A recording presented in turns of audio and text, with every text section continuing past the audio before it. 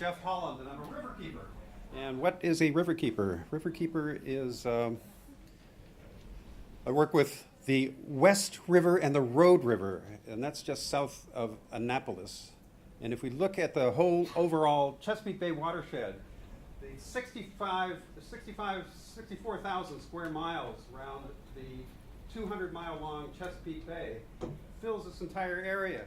Actually, if you were to drop a bottle of Coca-Cola into the branch of the Susquehanna River up by Cooperstown, New York, it would eventually flow down past here and into the Atlantic Ocean. So my little river is, let me show you, right about here, just south of the Chesapeake Bay Bridge. I can see the Chesapeake Bay Bridge from my office. So here we are, Annapolis is right here. This is the South River, this is the Road River, and the West River. They're mainly estuaries, but my job is to take care of this little 30 square mile stretch of these two waterways. And how do I do that? I put together a small organization that creates living shorelines. Living shoreline is, instead of blockading the entire shoreline with a line, a wall of rock or wood or concrete, we create barricades to break the force of the water with gaps in between, and the gaps in between allow habitat for critters like horseshoe crabs and terrapins. And then we plant the behind to solidify the landscape with trees and marsh grasses, and we always get kids to help us out with that. Here's a bunch of kids planting trees and getting as wet and muddy as they possibly can, and they're having the time of their lives. Then we also do, here's one freshwater tributary we have into the Road River is called Muddy Creek. And here you can see why it's muddy, because it's eroding and cutting into this hillside. This power pole is about to topple over. We rechanneled the channel, created wetlands to accept the overflow of the stormwater. And now we're going to have to change the name of the creek because it's no longer muddy. We're also working on creating access to the waterways of that 200-mile-long length of shoreline in the Chesapeake Bay. There's 11,000 miles of navigable shoreline, and less than 2% of that is accessible by the public. So we're trying to create parks and places where people can launch a canoe or kayak and go swimming and taste and touch the water. We also run a pump-out boat, so we take the sewage from the holding tanks of recreational boats and take care of that safely. We also do programs like the upcoming Ride for the Rivers. How many cyclists, how many spandex types do we have in the room? We're going to do a great, fun Ride for the Rivers in May 13th. And we do programs where we get kids and families out on the water. We call that Chesatrex. And we do a report card every year. And the good news is, because of all we're doing, we're gradually getting better using all of these parameters. We are judging that 2 years ago we had or 3 years ago we had a D and a D plus and a C, so we're trending in the right direction. One of the biggest elements that is helping us do that is oysters. You may not know that oysters are filter feeders, and every 3-inch size adult oyster can filter a whole bathtub full of water every single day. When John Smith sailed by here in 1608 and 1609 in his voyages of exploration, discovery, there were enough oysters in the bay to filter every drop of water every 3 days. That's 18 trillion gallons of water. The oysters the reefs were so numerous, they were actual hazards to navigation. Now, because of historic overharvesting in the late 1800s and early 1900s, a couple of different diseases, the lack of habitat, and the fact that there are now 19 million of us living in the watershed, there's only 1% of that historic population left. So what can you do as a homeowner or as a community group if you have waterfront property? Well, you can join a group called Marylanders Grow Oysters. There are a number of different tributaries around the Chesapeake Bay where there are 1,500 property owners who are working on this project. And that's where we give you a cage full of an adult oyster shell that has baby oysters set on it, and you simply lower that over the water on your pier and let those oysters grow over the winter. And then we take them and put them in an oyster sanctuary. Here's where a number of those oyster sanctuaries are throughout the Chesapeake Bay. The green marks are set aside as sanctuaries. The yellow marks, yellow boxes, are shellfish areas that are open to harvest by watermen. So we work with the property owners through this program that's actually operated by the Department of Natural Resources, the state of Maryland, to create a system of growing oysters and putting them onto those sanctuaries. So here is a typical cage that you would get. You'd get it typically in September. The cage would have a sack full of adult oyster shells. Now, the way oysters propagate is that the oyster larvae floats freely in the water column and then attaches to a hard surface. The best hard surface for that to attach to is an adult oyster shell. The adult oyster shell has the calcium carbonate that the larvae needs to absorb in order to grow its own shell.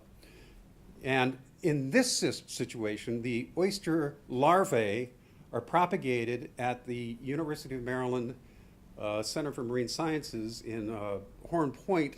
Their Horn Point laboratories near Cambridge on the eastern shore. And that center will distribute the oyster larvae to places like the Chesapeake Bay Foundation's Oyster Recovery Project in Shadyside, Maryland, where I work.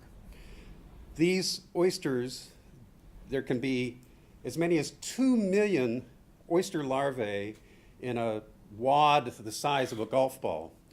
These are placed into a tank where the oyster shell is sitting.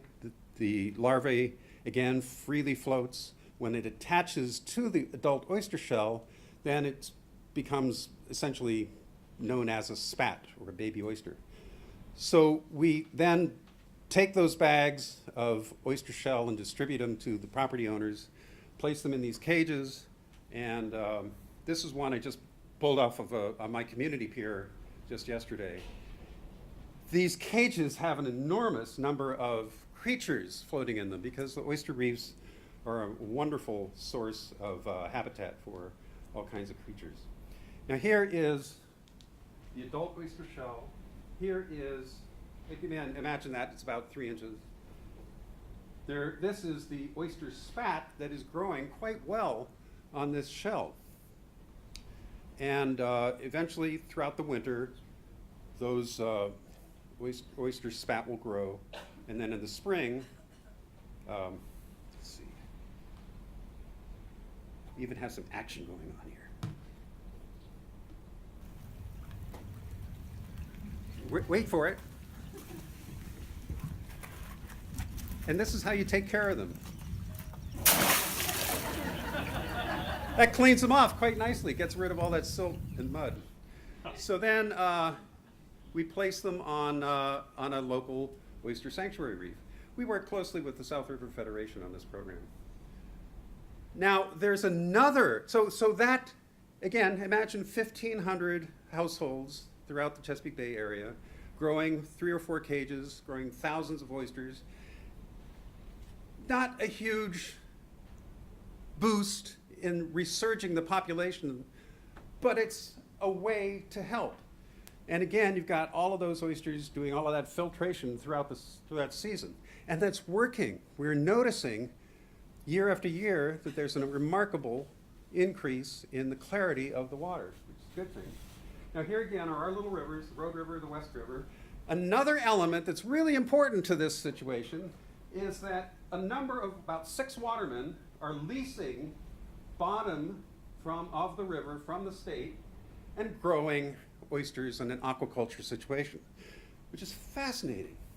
Now here is a guy named John Colhoun who has working with a local waterman named Pat Mahoney, and these are vats they have on John's farm, and there are cages set in these vats where they're growing shell or growing spat. In this case, the hard part of this situation is the adult shell is getting scarcer and scarcer to find.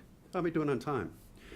I'm very short on time. So they're crunching up the shell and then placing an oyster spat on each individual particle of shell. And that creates a situation where the oysters are growing from tiny spat to an individual 3 or 4 inch size adult oyster that is perfectly edible and presentable for a on the half shell situation in a restaurant. And not to mention delicious.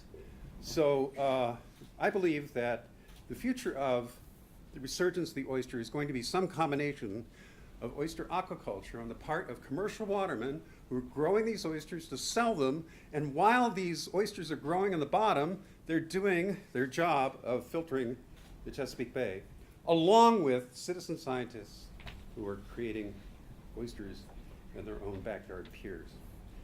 And why are we doing this?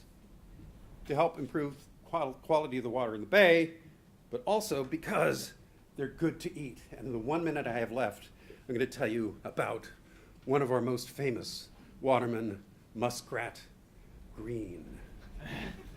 Muskrat Green.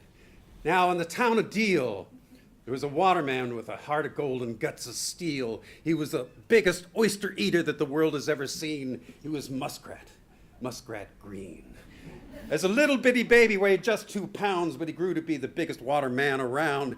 At 5'8", he weighed 235, with a belly twice as big as any man his size.